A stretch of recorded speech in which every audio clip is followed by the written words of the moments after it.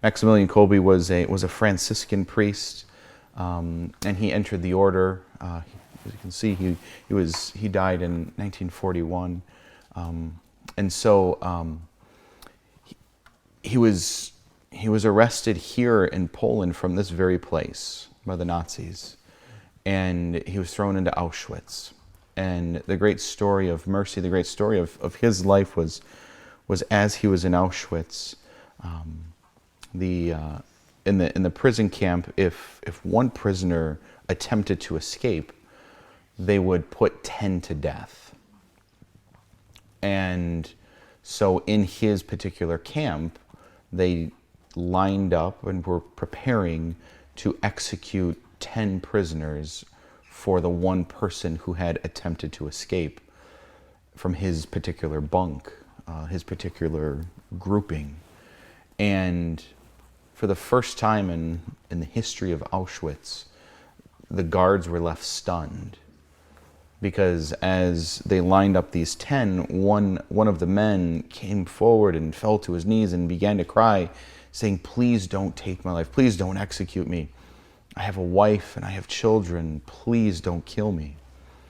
And the guards were left stunned, not by that, but because of the witness of one, St. Maximilan Kolbe, who stepped forward and said, "I will take his place." He said, "I am a Catholic priest. Take me instead." And so he traded places with the prisoner. And then he went into the starvation chamber, and began to sing songs with the other 9 as they were killed, as they were put to death.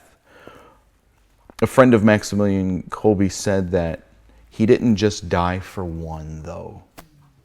He died for us all. And that's the truth. He's a model of great surrender and great sacrifice. And as we heard in that first reading that, as Father John referenced yesterday, and all brothers and sisters, for freedom Christ has set us free. So stand firm and do not submit to the yoke of slavery. And Maximilian is that great model of freedom. The author of his autobiography said that he lived the gospel of freedom greater than any saint that has ever lived.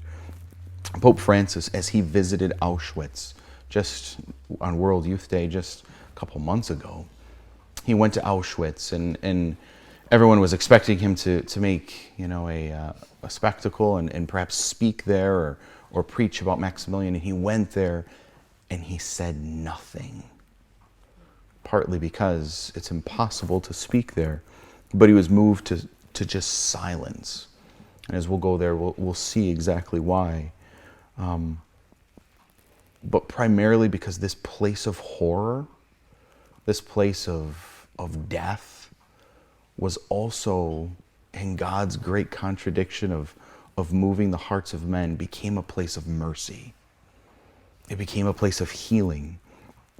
And it was this great saint who witnessed to us then and witnesses to us today in his surrender. And so surrender brings mercy. Surrender brings real freedom.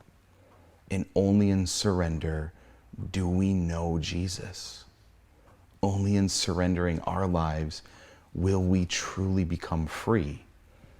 And that's who Maximilan Kolbe was and is today, because the saints are alive. Amen? Amen. The communion of saints is with us, and he surrounds us at this altar.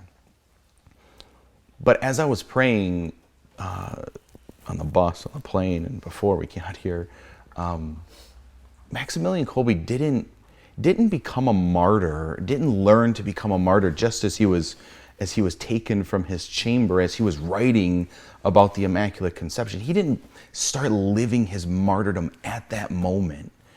He was living martyrdom every day of his life. His mother, his own sweet mother, said, as as he was a little boy, he used to play mass and want to become a priest, and he was a very pious kid, and his own mother said, "I always knew he was going to be a martyr."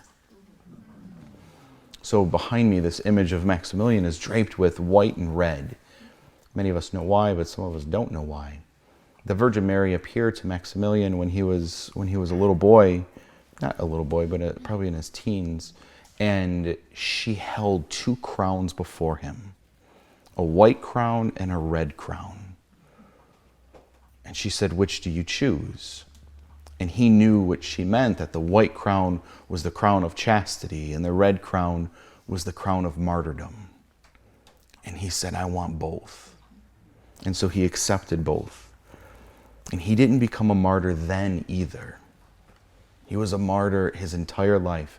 As he tried to build this place, the city of the Immaculata, he faced great difficulties, great backlash. His superiors wouldn't let him. He went off to Japan to preach the gospel and to begin a printing press there and to try to evangelize there. And there was great struggles there.